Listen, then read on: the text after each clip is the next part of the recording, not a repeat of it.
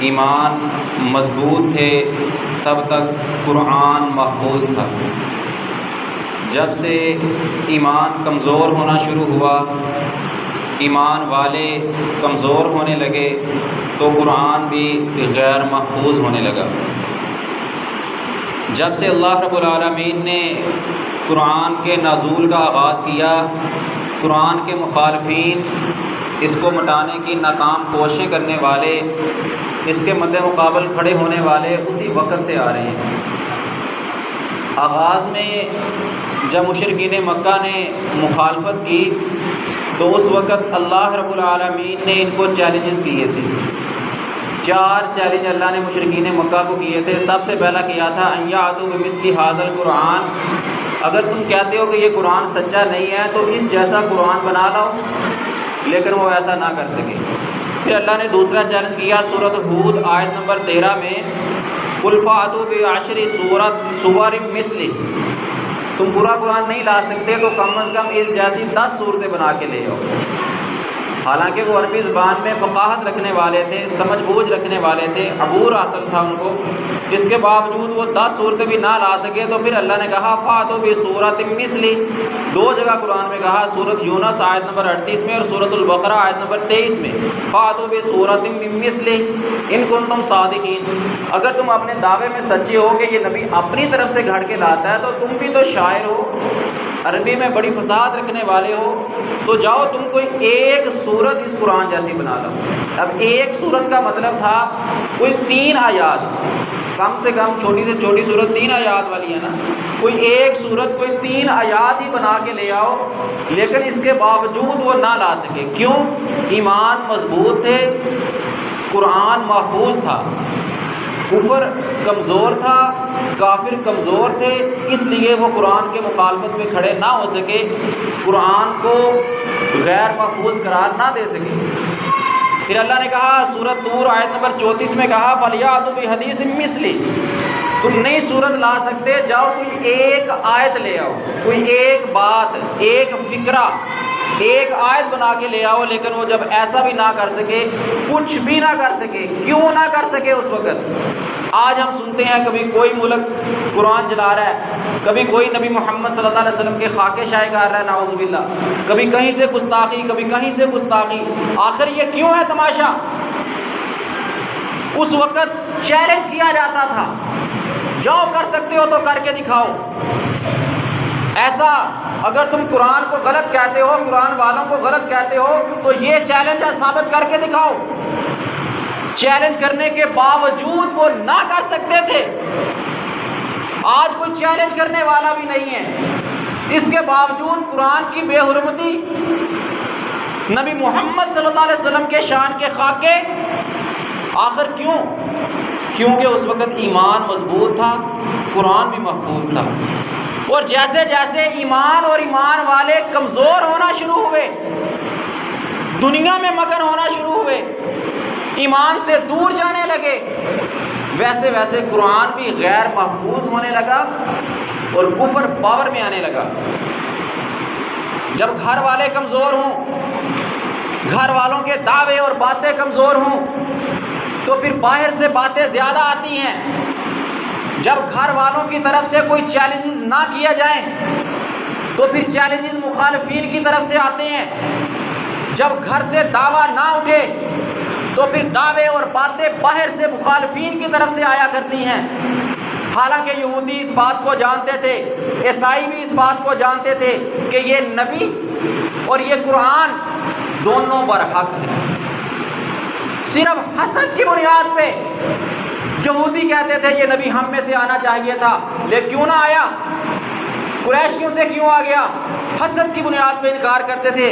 سورۃ الاعراف آیت نمبر 157 میں اللہ تعالیٰ کہتے ہیں الذین یتبعون رسول النبی الامی الذی یجدون مکتوبا عندهم فی التوراۃ والانجیل۔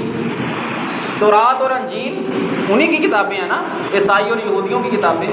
اللہ کہتا ہے ان کی کتابوں میں یہ امی نبی کے بارے میں لکھا ہوا تھا کہ ایک نبی آئے گا، وہ امی ہوگا، ان پڑھ ہوگا، دنیا کا اس کے پاس کوئی علم نہیں ہوگا، اللہ اس کو اپنی کتاب کا علم دے گا اور وہ دنیا کو اچھائی اور برائی سکھائے گا، اچھائی کا حکم دے گا، برائی سے منع کرے گا۔ یہ ساری باتیں ان کو پتہ ہے، وہ جاننے کے باوجود قرآن کی مخالفت کر رہے ہیں۔ پھر اللہ نے ان کو چیلنجز کیے تھے۔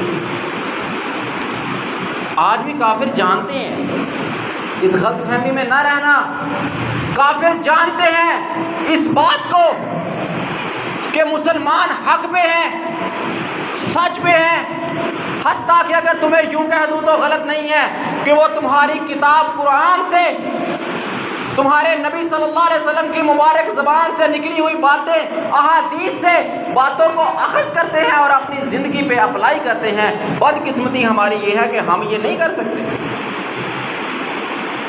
تمہارے دین پہ ریسرچ، تحقیق، میڈیکل کے اعتبار سے، سائنس کے اعتبار سے، جدید ٹیکنالوجی کے اعتبار سے ایک ایک چیز پہ تحقیق قرآن میں، احادیث میں غیر مسلم کر رہا ہے۔ کیوں؟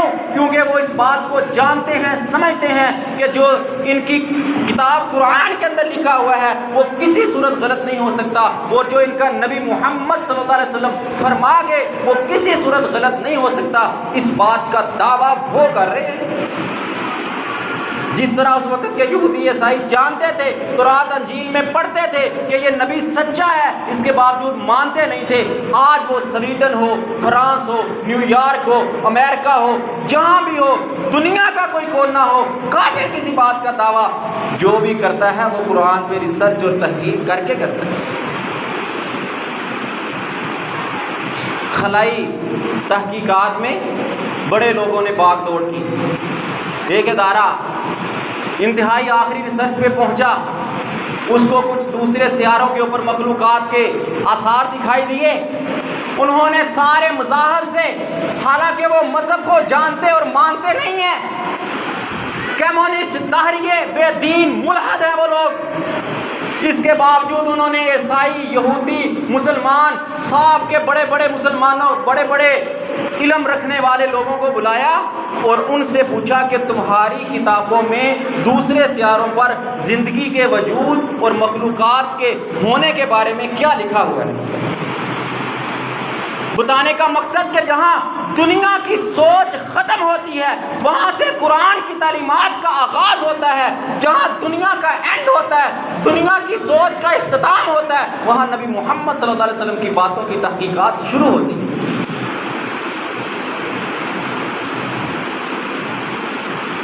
اللہ نے کہا انا نحن نزلنا الذکر و انا لہ لحافظون۔ پڑھتے ہیں ہم، دیکھا ہوگا تم نے، جب سے سویڈن عید والے دن قرآن جلائے گئے سویڈن میں، چند ماہ پہلے فرانس میں، آئے دن ہوتا رہتا ہے، یہ تماشا لگ چکا ہے، تنتا بن چکا ہے۔ وہ ہماری نبض پہ ہاتھ رکھتے ہیں، چیک کرتے ہیں زندہ ہیں یا مر چکے ہیں، احتجاج کی حالت تک ہیں یا صرف ممبر و محراب کی حالت تک بولنے تک رہ گئے ہیں، یہ کہاں تک ہمارے مخالف کھڑے ہوتے ہیں۔ ورنہ تمہیں بتا کے جاؤں گا آج کہ نبی محمد صلی اللہ علیہ وسلم کے دور میں اگر کسی نے ذرا سی زبان درازی اس دین اسلام پہ کی تو نبی محمد صلی اللہ علیہ وسلم نے اس زبان کو کاٹ دیا، اٹھنے والے ہاتھ کو کاٹ دیا، بڑھنے والے قدموں کو کاٹ دیا تھا، دوبارہ کسی نے جرت نہیں کی تھی۔ وہ آج ہماری نبض کو چیک کرتے ہیں، 6 مہینے بعد، 3 مہینے بعد، سال کے بعد کوئی ایک خاکہ شائع کر کے قرآن کو جلا کے، اور اس دفعہ تو حد کر دی، حکومتی لیول پہ عدالتی فیصلے کے اوپر حکم دے کے قرآن کو جلایا گیا اور عید کے دن جلایا گیا۔ انا نحن نزلنا الذکر و انا لہ لحافظون۔ بڑا سنا ہم نے، جیسے قرآن جلا لوگوں نے سٹیٹس لگا دیے، سوشل میڈیا پوری دنیا میں خبر پھیل گئی، ہر کسی نے یہ سٹیٹس لگایا ہوگا انا نحن نزلنا الذکر، اور رب نے قرآن کو نازل کیا، ذکر کو نازل کیا، اس کی حفاظت کا دعویٰ کیا۔ تو آؤ میں تم سے سوال کرتا ہوں، تمہارے ذہنوں میں بھی آتا ہوگا دعویٰ رب نے کیا، چیلنج رب کا تھا، قرآن رب کا نازل کیا ہوا، حفاظت کی ذمہ داری رب کائنات کی تھی، پھر قرآن کیوں جلتے ہیں؟ خاکے کیوں شائع ہوتے ہیں؟ غیر مسلم کی جرت کیوں ہوتی ہے کہ وہ قرآن کو ہاتھ ڈالنے کی کوشش کرتا ہے؟ کیا وہ رب جس نے کہا تھا قلنا یا نار کونی بردم و سلاما، ابراہیم کے بارے میں کہا تھا اے آگ سلامتی والی ہو جا، اے آگ ٹھنڈی ہو جا، کیا وہ رب جلتے ہوئے قرآن اس آگ کو نہیں کہہ سکتا کہ آگ قرآن کو مت جلانا؟ انا نحن نزلنا الذکر و انا لہ لحافظون، میں نے حفاظت کا دعویٰ کیا ہے، میں نے چیلنج کیا ہے ان کو کہ قرآن کی حفاظت میرے ذمہ ہے، قرآن نہیں جل سکتا۔ پھر قرآن کیوں جلتا ہے؟ کیا وہ آگ رب کے مطیع نہیں ہے؟ کیا وہ جلانے کی صلاحیت آگ کو رب نے نہیں دی؟ کیا کافروں کے پاس ہے جلانے کی پاور؟ اگر کافروں کے پاس ہوتی تو ابراہیم کو بھی آگ نقصان پہنچاتی، کافروں کے پاس نہیں ہے جلانے کی طاقت۔ او بھائیو، یہ بات سمجھ لینا، انا نحن نزلنا الذکر و انا لہ لحافظون، یہ ذکر اللہ کہتا ہم نے نازل کیا اور اس کی حفاظت کا ذمہ داری بھی ہم پر تھی۔ دو طرح کی حفاظت ہے قرآن کی، ایک ہے اس کے الفاظ میں رد و بدل، اس کے معانی میں تغیر، اس کے سافٹ ویئر میں تبدیلی، اس کی ان پٹ میں انحراف۔ اس حفاظت کی ذمہ داری رب کائنات نے لی ہے۔ جس طرح قرآن نبوت والی زبان کے راستے اس امت محمدیہ کے بہترین لوگ صحابہ رضوان اللہ علیہ اجمعین تک پہنچا تھا، رب کعبہ کی قسم، من و ان، وہی قرآن، وہی الفاظ، وہی معانی، وہی مفہوم، وہی سب کچھ آج ہمارے پاس محفوظ ہے۔ 1450 سال گزرنے کے باوجود آج وہی قرآن بالکل محفوظ ہے۔ تم بتاؤ دنیا کی 1450 سال پہلی کوئی 100 سال پہلی لکھی ہوئی کتاب مجھے لا کے دکھا دو جو من و ان محفوظ ہو۔ تورات محفوظ نہیں ہے، انجیل محفوظ نہیں ہے، زبور محفوظ نہیں ہے۔ دنیا میں آنے والی، آسمان سے نازل ہونے والی دوسری کتابیں انبیاء کے اوپر نازل کرنے والا رب کائنات تھا، لانے والے فرشتے تھے، جن پر نازل ہوئی وہ انبیاء تھے، نبی تھے، رسل تھے، لیکن رب نے حفاظت کی ذمہ داری نہیں لی تھی، وہ آج محفوظ نہیں ہے۔ لوگوں نے انحراف کیا، تبدیلی کی، معنی بدل ڈالے۔ سنو، یہ قرآن تھا، اس کے بارے میں رب نے چیلنج کیا تھا، انا نحن نزلنا الذکر و انا لہ لحافظون، قرآن ہم نے نازل کیا ہے، یہ ذکر ہمارا نازل کیا ہوا ہے، ہم کسی صورت اس میں تبدیلی نہیں ہونے دیں گے۔ اور رب کائنات کی قسم، اس کے سافٹ ویئر میں، اس کی ان پٹ میں، اس کے الفاظ میں، اس کے معانی میں رب نے کسی صورت ایک زیر زبر کی تبدیلی نہیں ہونے دی۔ پھر سوال آتا ہے قرآن جلتے کیوں؟ ہاں، اس کا ہارڈ ویئر، یہ مجلد کتاب، یہ اوراق، اس کی آؤٹ پٹ، اس کی حفاظت رب نے ہمارے ذمہ لگائی تھی، امت محمدیہ کو کہا تھا۔ اسی کتاب کی حفاظت کے لیے رب نے جہاد کا حکم دیا تھا، کافروں کو کاٹنے کا، زمین میں گاڑنے کا، گردنے تن سے جدا کرنے کا 8.5 پارے رب نے قرآن میں جہاد کے حکم میں نازل کیے تھے۔ کیوں نازل کیے تھے؟ قرآن کے ہارڈ ویئر کی حفاظت کے لیے، اس مجلد کتاب کی حفاظت کے لیے۔ اس وقت قرآن صحیفوں میں لکھا ہوا، پتھروں کے اوپر لکھا ہوا، درختوں کے اوراق پہ، ورقوں کے اوپر لکھا ہوا، طرح طرح سے لکھا ہوا قرآن محفوظ تھا۔ کچھ قرآن سینوں میں محفوظ تھا۔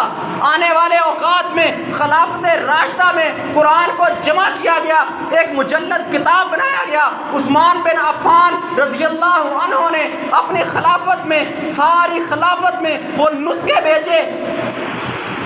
آ گیا قرآن کتابی شکل میں، پہلے بھی تھا لیکن جمع نہیں تھا۔ لکھا ہوا قرآن نبی صلی اللہ علیہ وسلم کے دور میں تھا، تم سنتے نہیں ہو؟ کاتب وحی، صحابی کون تھے نا، فلاں تھے کاتب وحی۔ وہ کون سی وحی لکھا کرتے تھے؟ لکھوانے والا کون تھا؟ وہی تب بھی لکھی جاتی تھی، قرآن تب بھی کتابی شکل میں محفوظ تھا لیکن جمع نہیں تھا۔ عثمان بن عفان رضی اللہ عنہ نے جب قرآن کو جمع کیا، ایک کتاب کی شکل دی، پھر اس کو اپنی خلافت میں سارے علاقے کے اندر قرآن کے نسخے بھیجے، قرآن کو پڑھا جانے لگا، سمجھا جانے لگا، ایک کتابی شکل میں قرآن آ گیا۔ پھر اس کی حفاظت ان جمع کرنے والوں پر تھی، پھر اس کی حفاظت، اس کتاب کی حفاظت اس لکھنے والوں پر تھی۔ جب تک ایمان محفوظ تھے، ایمان مضبوط تھے، قرآن بھی محفوظ تھے۔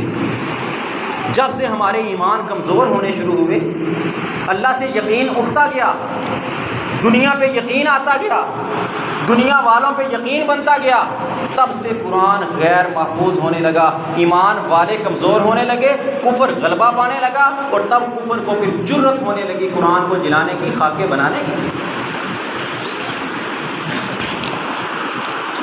کافروں کی خواہشات اللہ تعالیٰ فرماتے ہیں یریدون لیطفئوا نور اللہ بافواہہم واللہ متم نورہ ولو کرہ الکافرون۔ یہ کافر تو چاہتے ہیں کہ یہ اللہ کے اس نور کو، اللہ کے کلام کو اپنی پھونکوں کے ذریعے بجھا دیں۔ اللہ اس نور کو، اس کتاب کو مکمل کر کے رکھے گا۔ ایک دو قرآن جلانے سے، خاکے بنانے سے نہ نبی کی تعلیمات کو کوئی دفن کر سکتا ہے، اور نہ ہی قرآن کی تعلیمات کو کوئی روک سکتا ہے۔ واللہ متم نورہ، اللہ اس اسلام کو، الاسلام یعلو ولا یعلی علیہ، صحیح بخاری کی حدیث ہے، اسلام دنیا میں غالب ہونے کے لیے آیا، مغلوب ہونے کے لیے آیا ہی نہیں ہے۔ یہ دنیا میں غالب ہو کے رہے گا، یہ اتنا ہی ابھرے گا جتنا کہ دبا دیں گے۔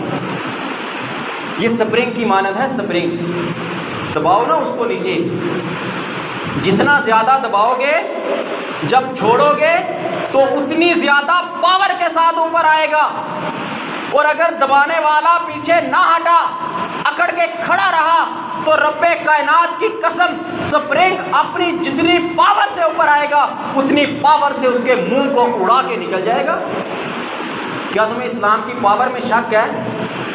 اسلام کی مضبوطی میں شک ہے؟ اپنے ایمان کی مضبوطی میں شک کر لو تو مانی جا سکتی ہے بات، لیکن یہ بات یاد رکھنا، اسلام سے مضبوط کوئی دین نہیں ہے۔ دین اسلام سب سے زیادہ پاورفل، اور اس کو دبانے والے مٹ جائیں گے جب اس کو چھوڑا جائے گا۔ رب اس کو اٹھانا چاہے گا، اس سپرنگ کی مثال کو سمجھ لو، جب اس کو چھوڑا جائے گا وہ اچھلے گا، کودے گا، دنیا میں پھیلے گا، راستے میں آنے والوں کو مٹا ڈالے گا، کیونکہ اس وقت ایمان والے پاور میں ہوں گے، ان کے ایمان مضبوط ہو چکے ہیں۔ یریدون لیطفئوا نور اللہ بافواہہم ویأبی اللہ، اللہ انکار کرتا ہے، یہ مٹانا چاہتے ہیں، اللہ کہتا ہے میں نہیں مٹنے دوں گا، یہ غالب ہو کے رہے گا دنیا میں۔ ہاں، اللہ کن سے غالب کروائے گا، یہ سوال پیدا ہوتا ہے۔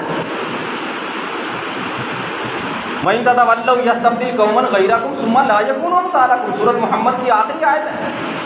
اگر تم منہ موڑ لو گے، خاکے شائع ہوتے رہیں، قرآن چلتے رہیں، اور تمہیں کوئی فرق نہ پڑے، تمہارے گھر کا قرآن بند پڑا رہے، تمہیں کوئی فرق نہ پڑے، تمہارے گھر میں قرآن ترجمے کے ساتھ نہ پڑھا جائے، اس خط کتاب کے اندر رب نے پیغامات کیا بھیجے ہیں، ان پیغامات کو تمہاری وہ حکومت، وہ گھر، وہ پارلیمنٹ، اس کے افراد ان کے اوپر لاگو نہ کیا جائے، تمہیں کوئی فرق نہیں پڑتا۔ رب کہتا ہے کوئی بات نہیں، ان تتولوا، تم منہ موڑ لو گے، یستبدل قوما غیرکم ثم لا یکونوا امثالکم، اللہ کہتا ہے میں تمہیں لے جاؤں گا اور قوم کو لے آؤں گا، وہ تمہاری مثل نہیں ہوں گے، وہ قرآن کو پڑھنے والے، سمجھنے والے، اپنے ایمان کو مضبوط کرنے والے، پھر قرآن کے مخالفین کو روندنے والے ہوں گے۔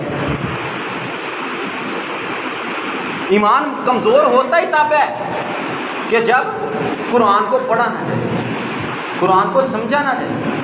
جس طرح انسان کوئی چیز خریدتا ہے، وہ جس کام کے لیے بنائی گئی ہے، اگر اسی کام کے لیے اس کو استعمال کیا جاتا رہے تو وہ چیز درست رہتی ہے نا۔ مثال کے طور پہ دیہاتی لوگوں کو ایک مثال دیتا ہوں، درانتی ہے نا، درانتی چارہ کاٹنے کے لیے ہوتی ہے، اگر اس سے چارہ کٹتا رہے تو وہ اچھی بھلی صحیح ہے، اگر اس کو جا کے رکھ دو، اچھی ہو نہیں ہو، غلاف چڑھا کے اس کو جا کے رکھ دو، ہفتے کے بعد، 2 ہفتوں کے بعد، مہینے کے بعد زنگ آلود ہو جائے گی، استعمال کے قابل نہیں رہے گی۔ جس مقصد کے لیے لی تھی وہ مقصد پورا نہیں ہوگا۔ یہ قرآن جس مقصد کے لیے رب نے نازل کیا ہے، اگر اس مقصد کے لیے استعمال ہوتا رہے گا پڑھا جاتا رہے گا، سمجھا جاتا رہے گا، تو یہ قرآن ہمارے ایمان کو مضبوط کرے گا۔ پھر کوئی مخالفت پہ بات کرے گا تو ہمارا ایمان کھولے گا، ہم کھڑے ہوں گے اس کی مخالفت کے لیے۔ لیکن اگر ہم نے اس قرآن کو بند کر کے غلاف چڑھا کے رکھ دیا الماریوں میں، اس کو کبھی کھولا نہیں، پڑھا نہیں، سمجھا نہیں، پیغام کیا دیا تھا رب نے، تو پھر قرآن جلتے رہیں گے، خاکے شائع ہوتے رہیں گے۔ ہم ایک کان سے سنیں گے، دوسرے سے نکال دیں گے، 2-4 پوسٹیں سینڈ کر کے، سٹیٹس لگا کے ہم سمجھیں گے ہماری ذمہ داری تو ادا ہو گئی۔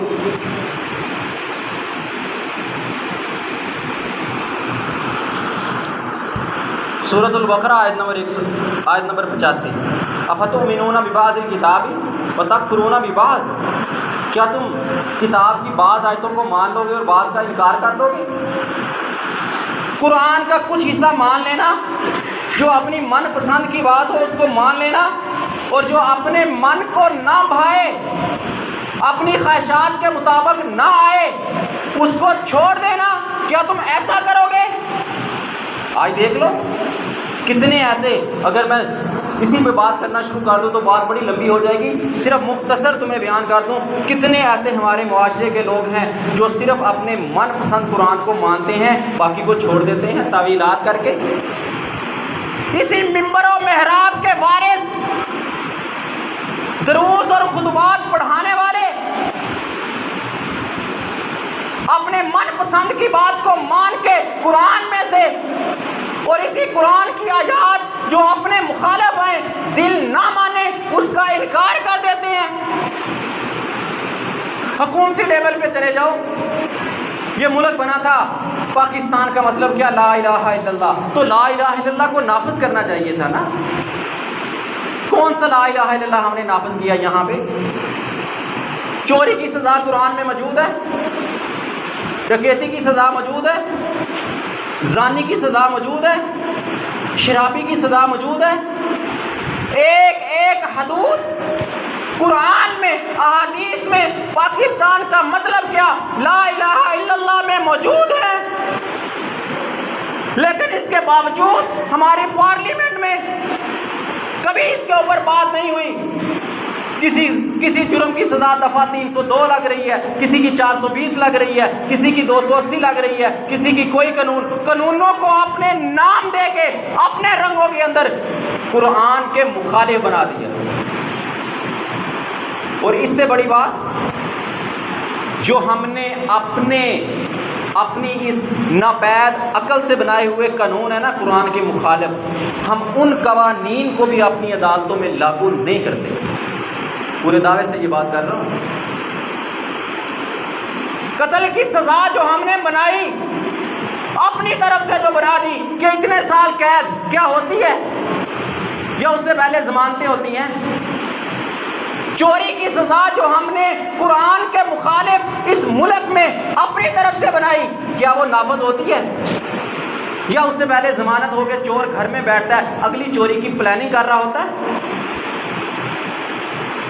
یہ ملک پاکستان لا الہ الا اللہ کی بنیاد پہ بنا تھا، اگر اس پہ لاگو ہوتا تو ایمان مضبوط ہوتا۔ ملک میں لا الہ الا اللہ نافذ ہوتا تو ملک والوں کا ایمان مضبوط ہوتا۔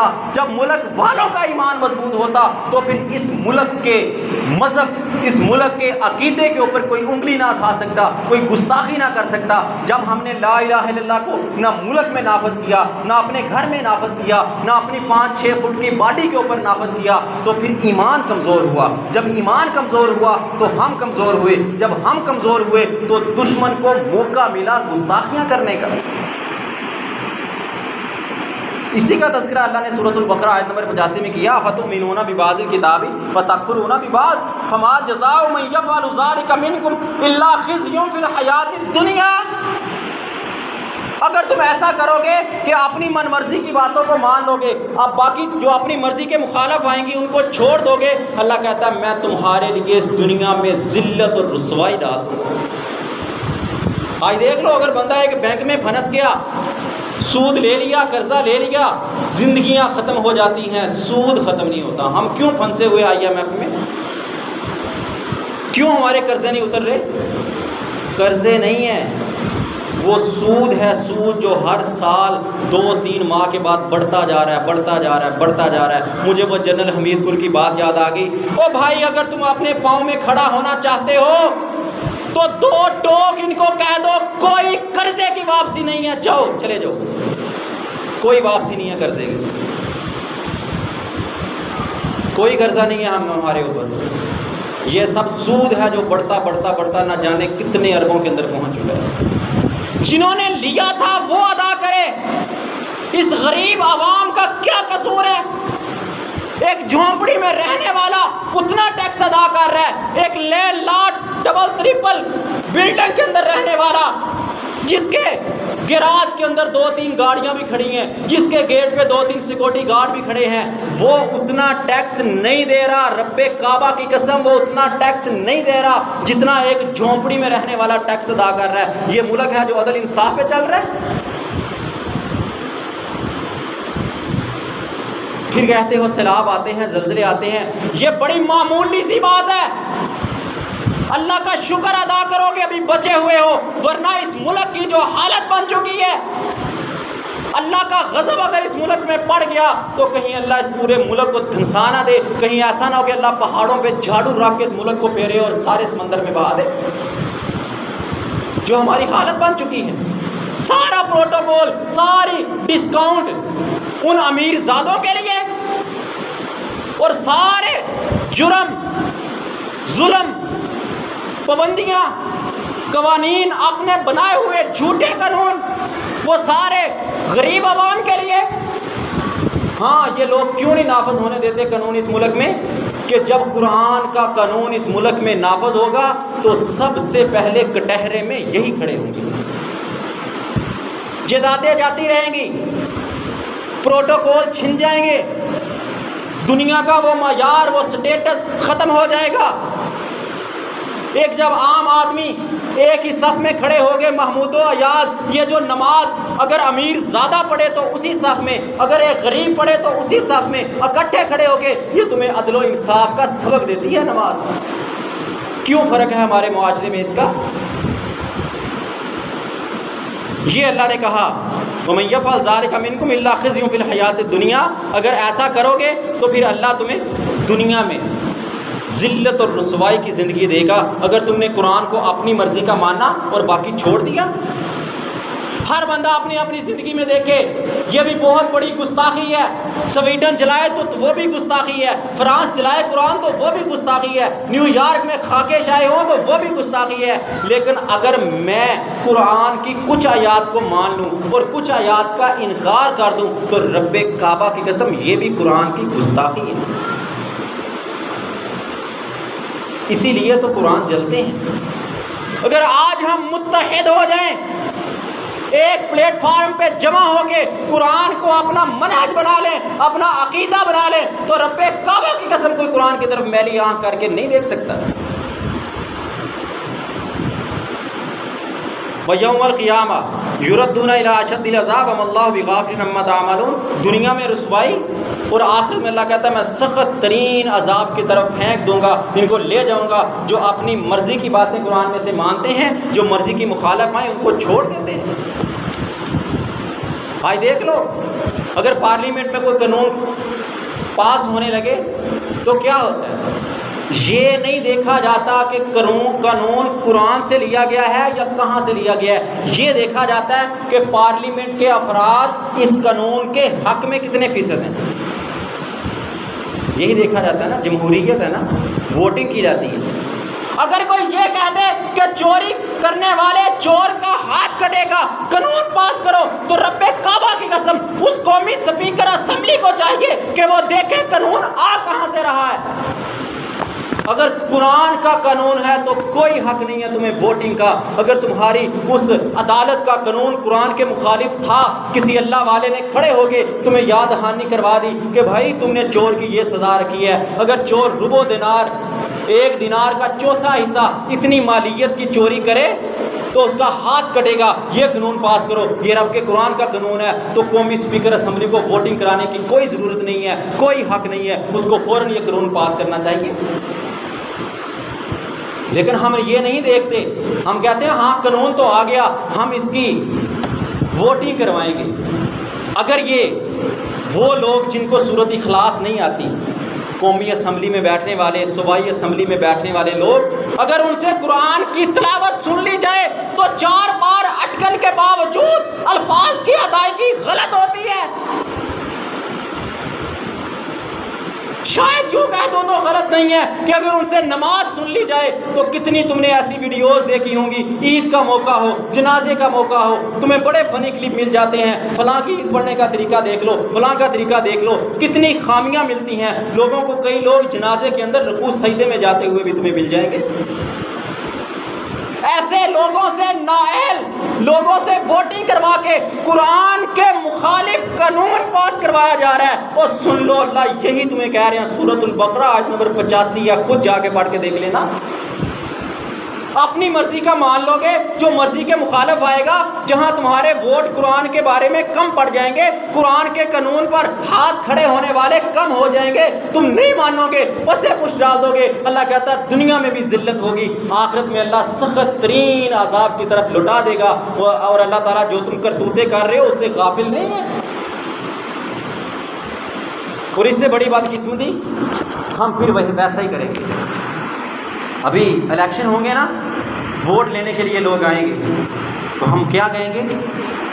ہمیں جلتے ہوئے قرآن بھول چکے ہوں گے، شائع ہوتے خاکے بھول چکے ہوں گے، ہمیں یہ بھول چکا ہوگا کہ اس ملک کا مطلب لا الہ الا اللہ محمد رسول اللہ، یہ بھول چکا ہوگا۔ ہمیں یاد ہوگا تو اپنے علاقے کی پکی سڑکیں، ہمیں یاد ہوگا تو اپنے علاقے میں بنایا جانے والا ہسپتال، سکول، کالج، یونیورسٹی، اس طرح کی ڈیمانڈیں ہم ان کے سامنے رکھیں گے۔ کیا اس وقت تمہارا ایمان اس بات کی اجازت نہیں دیتا تمہیں کہ ان کو یہ ڈیمانڈ کرو، او بھائی ہم تمہیں ووٹ اس شرط پر دیں گے اگر تم اس ملک کے اندر لا الہ الا اللہ کا قانون نافذ کرو گے؟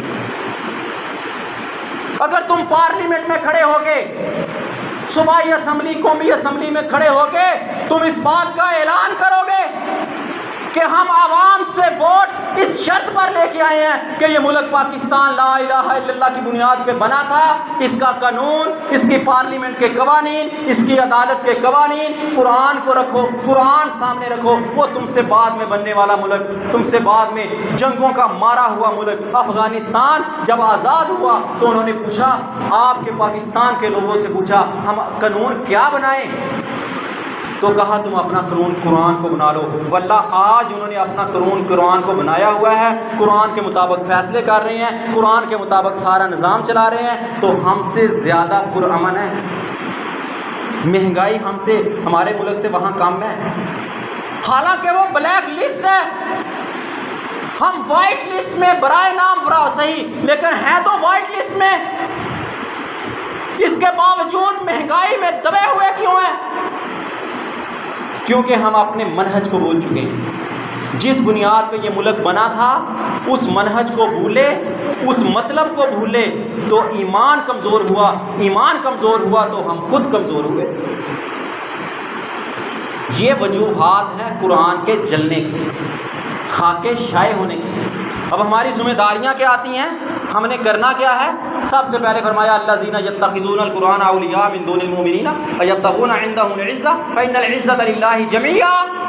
جو لوگ یہ چاہتے ہیں نا کہ ہم کافروں کے ساتھ بیٹھ کے عزت تلاش کر لیں گے، کافروں کے ساتھ بیٹھ کے ان کے ساتھ ایگریمنٹ کر کے ان کے ساتھ پلاننگ منصوبے بنا کے، وہ ترقی کے ہوں، وہ تجارت کے ہوں، وہ انٹرنیشنل ہوں، وہ ملکی سطح پہ ہوں، وہ ملک کے اندر کے ہوں، جیسا بھی ہو، کافروں کے ساتھ بیٹھ کے منصوبہ بندی کر لیں گے۔ رب کعبہ کی قسم، میں نہیں کہہ رہا، رب کا قرآن کہہ رہا ہے، گھر میں جا کے مترجم لے کے پلے اسٹور سے ڈاؤن کر لے مترجم قرآن، خود جا کے پڑھ لے۔ سورۃ النساء آیت نمبر 139 ہے، اللہ تعالیٰ اس بات کا اعلان کر رہی ہیں، ایبتغون عندهم العزۃ، کیا تم ان کافروں کے پاس عزت تلاش کرتے ہو؟ فإن العزۃ للہ جمیعا، ساری کی ساری عزت صرف اللہ رب العالمین کے پاس ہے۔ تمہارے اس ملک کے اندر یہ واللہ یہ ملک سونے کی چڑیا ہے، بلوچستان خزانوں سے بھرا پڑا ہے، تیل گیس سونے چاندی سے بھرا پڑا ہے. تمہارا یہ کراچی کا سمندر ایسے ایسے منرل اس کے اندر موجود ہیں جو چائنا کے سمندر میں ملتے ہیں. چائنا دنیا کا 8% منرل، یہ جس سے تمہارے ٹچ موبائل، یہ لیپ ٹاپ، یہ جدید ٹیکنالوجی، یہ تمہارے راکٹ، ایٹمی ٹیکنالوجی جس چیز سے بنتی ہے وہ 8% چائنا دے رہا ہے، اور وہی منرل تمہارے کراچی کے سمندر کے اندر دفن ہے. کیوں نہیں نکالے جاتے؟ کیونکہ ہماری دوستیاں کافروں کے ساتھ ہیں، ہماری پلاننگ، ہمارے منصوبے کافروں کے ساتھ ہیں، ہماری مجالس، معاہدے. یہ بظاہر تمہیں دیکھے جانے والے حکمران مسلمانوں کے اوپر مسلط، ان کی ڈوریں، ان کی رسیاں کہیں اور سے ہلائی جاتی ہیں. آرڈر آئے گا تو خزانہ نکالا جائے گا، آرڈر نہیں آئے گا تو خزانہ نہیں نکالا جائے گا. رب کعبہ کی قسم منبر رسول پہ کھڑا ہوں، پورے وثوق سے یہ بات کہہ دینا چاہتا ہوں، آج اگر حکمران کھڑے ہو جائیں کہ بھائی ہم اس پاکستان کے خزانوں کو نکالیں گے، جو روکنا چاہتا ہے وہ آئے ہمارے سامنے. رب کعبہ کی قسم کوئی ایک ملک، کافر ملک، اگرچہ وہ ایٹمی طاقت ہو، تمہارے رستے میں نہیں آ سکتا. یہ پورے وثوق سے ہی بات کر رہا ہوں. کہاں رہا افغانستان؟ کیا ٹیکنالوجی ہے اس کے پاس؟ کون سی ایٹمی پاور ہے اس کے پاس؟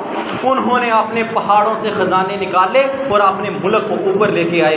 کوئی ان کی طاقت کو، ان کی اس کام کو روک نہیں سکا. حالانکہ وہ کفر کا گڑھ رہ چکا ہے. وہاں برطانیہ ٹوٹا افغانستان میں، روس ٹوٹا افغانستان میں، امریکہ کو شکست ہوئی تو افغانستان میں. ساری دنیا کی سپر پاوریں اس افغانستان میں ٹوٹ رہی ہیں. اس کے باوجود وہ اپنے منہج کو، اپنے عقیدے کو، لا الہ الا اللہ کو، قرآن مجید کو نافذ کیے ہوئے ہیں، پکڑے ہوئے ہیں. تو دنیا میں عزت کے ساتھ سر بلند کر کے، چھاتی تان کے چلتے ہیں. ہم نے قرآن کو پس پش ڈالا تو ہم سر جھکا کے چلنے پہ مجبور ہیں.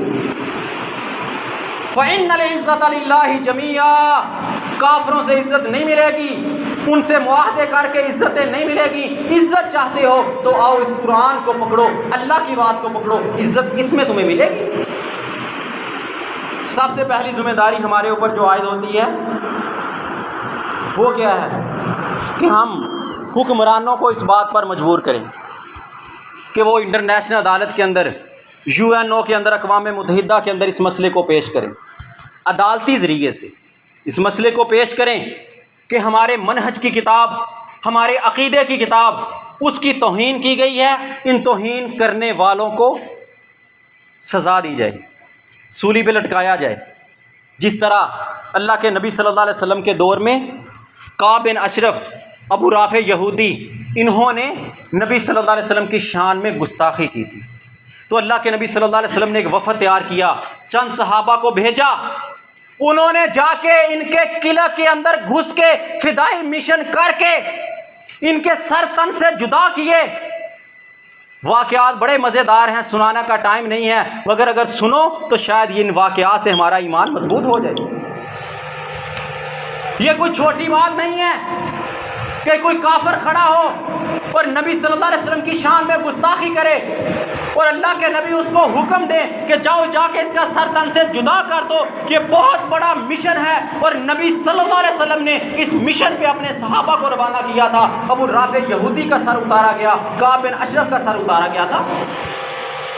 ہم کیوں نہیں کر سکتے؟ کر سکتے ہیں. اگر حکومت کرے تو کر سکتی ہے. تمہاری اگر ایئر فورس کرنا چاہے تو کر سکتی ہے. ایک وقت تھا جب تمہاری ایئر فورس بولان ہائٹ کے اوپر جا کے اسرائیل کے طیارے مار کر واپس آ سکتی ہے. تو رب کعبہ کی قسم سویڈن میں جا کے گستاخوں کو کیوں نہیں مارا جا سکتا؟ ایک وقت تھا جب ساری مسلمان ایئر فورس کو زمین پہ بند کر دیا گیا تھا. اس وقت پاکستان کی ایئر فورس اڑی تھی، فضا میں گئی تھی، اسرائیل تک وار کیا تھا. اس پاکستان کے پائلٹوں سے پوچھا گیا تھا، او بھائی ون وے مشن ہے، واپسی کا کوئی راستہ نہیں، کون جانے کے لیے تیار ہے؟ سب نے ہاتھ کھڑا کیا تھا. تمہارے اندر ایسے نوجوان موجود ہیں. اب کیوں نہیں کر سکتے؟